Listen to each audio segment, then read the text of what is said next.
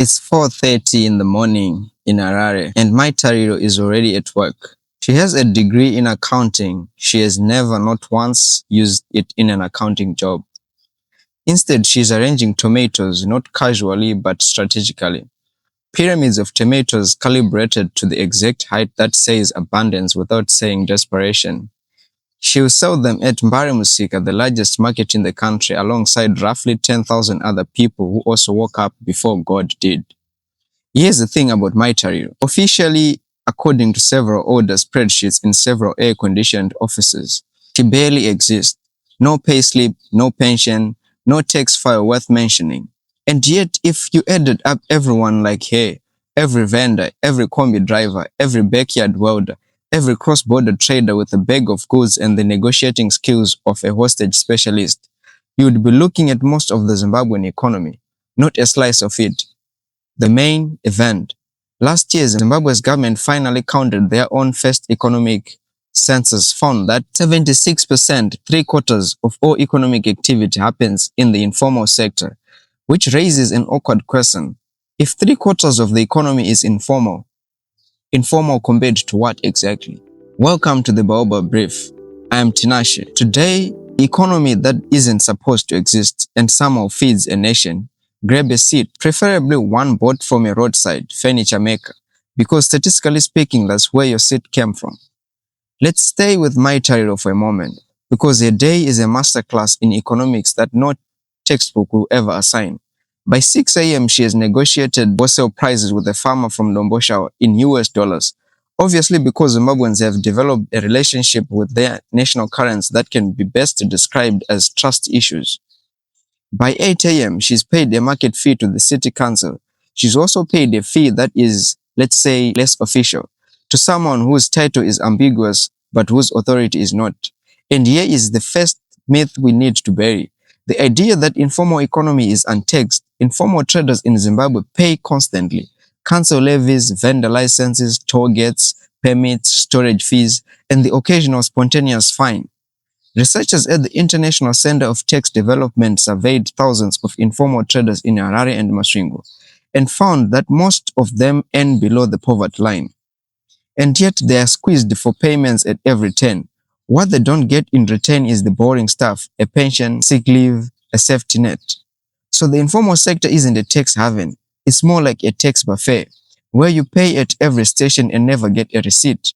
By sunset, my Tariro has made maybe 8 or 10 US dollars in profit, enough for school fees in installments, enough for tomorrow's talk.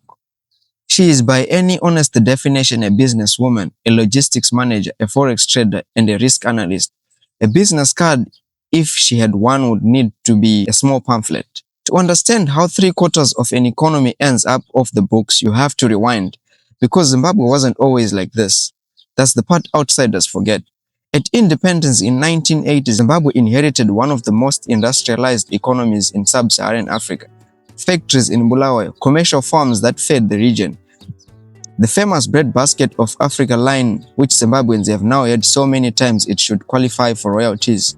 Formal jobs were real jobs. A teacher's salary bought a house. A factory worker in Bulawayo could raise a family, own a car, and complain about the weather like a normal middle-class person. Being informal back then was the exception. Then came the tens. The 1990s brought structural adjustment. Factories shed workers. The retrenched didn't vanish. They went to the streets and started selling. The informal sector began as a waiting room for people who assumed formal jobs would come back. Nobody likes spoilers, but here I'll spoil it for you. Decades later, the jobs did not come back. Then 2000, the fast track lane reform program, around 6,000 large commercial farms seized and redistributed.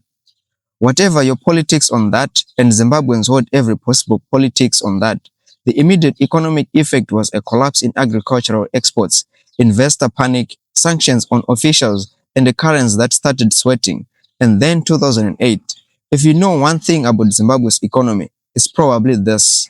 Hyperinflation so severe that economists ran out of adjectives and then ran out of zeros. At its peak, prices doubled roughly every day.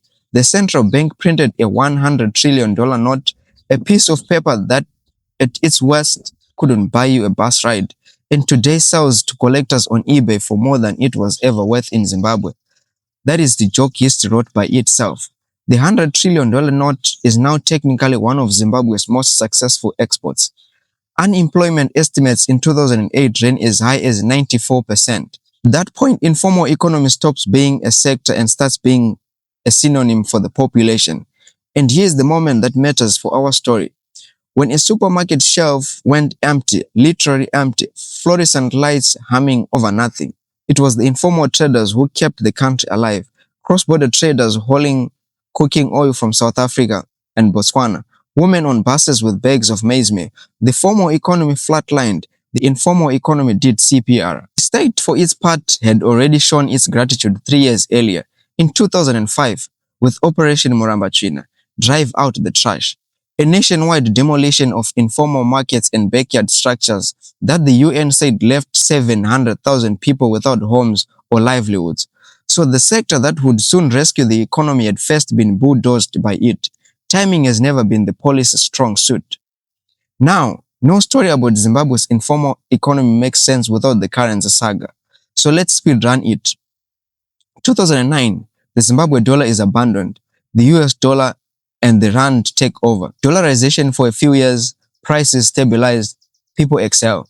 2016, the government introduces bond notes, a currency officially worth the same as the US dollar, in the way that I am officially the same height as LeBron James, if we both write it down confidently.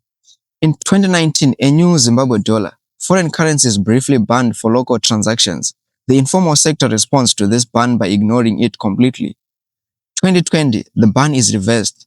2024, enter the ZiG, Zimbabwe gold. Currency begged, we were told, by gold and reserves. By late 2025, ZiG had lost more than 95% of its value, which for a Zimbabwean currency is less a scandal and more a family tradition. The multi-currency system, meanwhile, had been extended to at least 2030, because at this point, even the government hedges against the government. Why does this matter for our vendors? Because every currency collapse was a masterclass the informal sector never asked to attend. Zimbabweans became, out of pure necessity, some of the most financially sophisticated ordinary people on earth. Vendor can quote you the official exchange rate, the street rate, the mobile money rate, and the it's month end and you look desperate rate from memory. While making change, formal businesses had to accept whatever rate the law prescribed. Informal traders priced in reality. Guess which one survived? There is a saying you will hear in Harare, the informal sector never crashes, it just relocates. Which brings us back to now, and to that census. In 2025, Zimbabwe published its first ever economic census. Enumerators counted just under 205,000 business establishments. 76% informal. Wholesale and retail dominates the sector, about 73% of it with small-scale manufacturing a distant second. Bulawayo, the old industrial capital, holds the highest share of formal businesses at around 40%, which tells you something poignant. The most formal city in Zimbabwe is the one still running on the muscle memory of factories, and the census only confirmed what the streets already knew. Walk through any Zimbabwean city today and the scenery has flipped. Big formal retailers, including OK Zimbabwe, a supermarket chain older than the country itself, have been closing branches, undercut by informal tuck shops that sell the same goods cheaper. In US dollars, no questions asked, no ZiG required. Thank you very much. Think about that. The supermarket is losing to the tuck shop. Goliath is being outcompeted by a shipping container with a padlock and better prices. Contemporary scene, downtown Harare, a street the locals have nicknamed after Dubai, because half the goods on it arrived in somebody's suitcase from there. A young man sells phone chargers, power banks, and screen protectors from a wooden table. He takes payment in US dollars, rands, mobile money, and reluctantly with a sign you can hear from across the street, ZiG.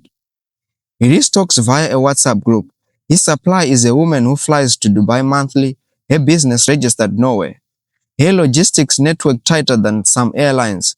His customer service policy is his reputation on this specific corner. No business school case study, no LinkedIn profile announcing he's thrilled and humbled. Just supply, demand, and hustle, running on relationships and mobile data. And the boundary between formal and informal, basically decorative. The teacher sells clothes on WhatsApp after school. The nurse runs a poetry project. The civil servant drives an unregistered taxi on weekends. Ask a Zimbabwean what they do for a living and the honest answer is several things. The kukia economy. And one of them is officially my job. So here is where it gets hard. Because this isn't just a heartwarming story of resilience. It's also a fiscal crisis wearing resilience costume. If 76% of the economy contributes almost nothing to the treasury, then fewer than a quarter of businesses are carrying the entire national tax burden. The Confederation of Zimbabwe Industry calls it critical risk. Formal companies squeezed between heavy regulation on one side and untaxed competition on the other. Every year, a few more of them give up and go informal. The tax base isn't shrinking, it's defecting. And the government's response historically has toggled between two settings: bulldozer and blindfold. Demolish the vendors or pretend they are a temporary phenomenon, a 40-year temporary phenomenon. At this point, which is impressive commitment to denial. The smarter thinking from tax researchers from the World Bank and frankly from anyone who has spent a day in Bari says the choice was always a false one. You don't formalize an economy by punishing survival. You formalize it by making formality worth something. Cheaper regulation, simpler tax, actual services in return, a store with a roof, a toilet that works, a police officer who protects rather than collects. Because here's the inconvenient truth for policymakers. Nobody in the informal sector is confused. They are not informal because they don't understand paperwork. My Tariro has an accounting degree. Remember, they are informal because they have done the math. And informality, for all its brutal insecurity, is the rational answer to the system as it currently exists. The day the math changes, the behavior will change. It's dusk now in Bari. My Tariro is packing up.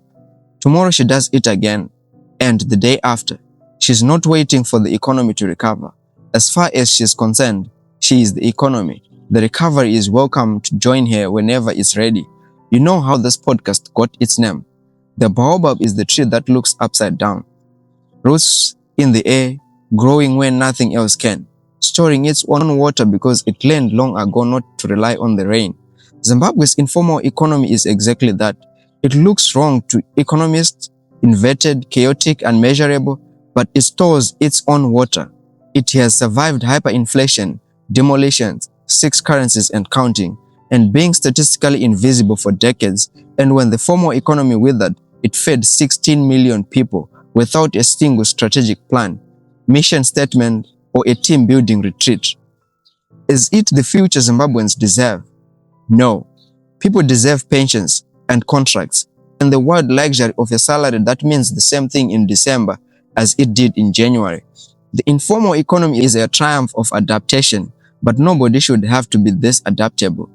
Next time someone shows you a spreadsheet claiming Zimbabwe's economy has collapsed, remember my Tariro's tomato pyramids at 4:30 in the morning. The economy did not collapse, it just stopped filling in the forms. That's it for this episode of the Baobab Brief. If you learned something, share it with a friend, informally of course, it's the national method. Until next time, stay rooted and store your own water.